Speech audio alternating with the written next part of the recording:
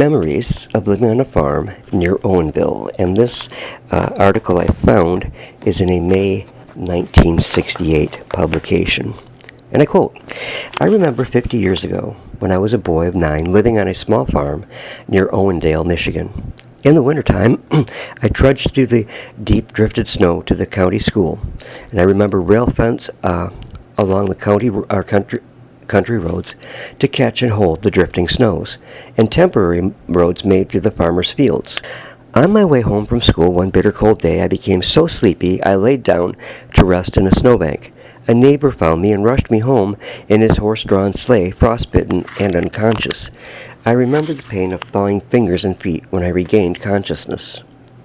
I remember the small brooklet where we skated in the wintertime, the sleet storms that left the countryside dangerously covered with ice, and the sharp-shod horses that pitted the ice and snow as a farmer brought home a load of coal for the kitchen range.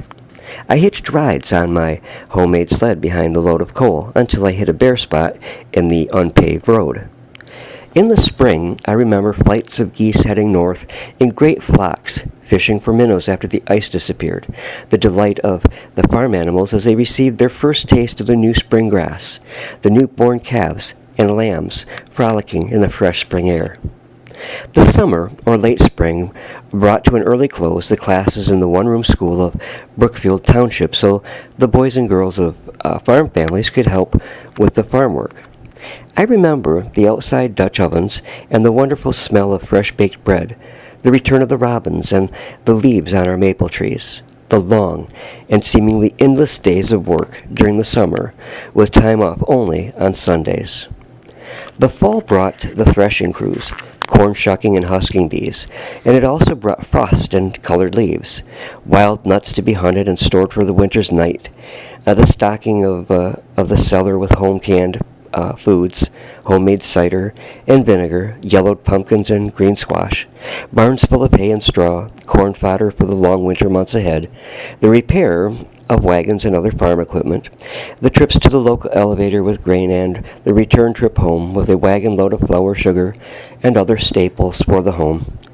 I remember the Halloween pranks of the bigger boys, wagons atop a schoolhouse or a church, rail fences built across the roads, watermelon raids or a raid on a farmer's Concord grape vineyard, corn shocks in the middle of the road.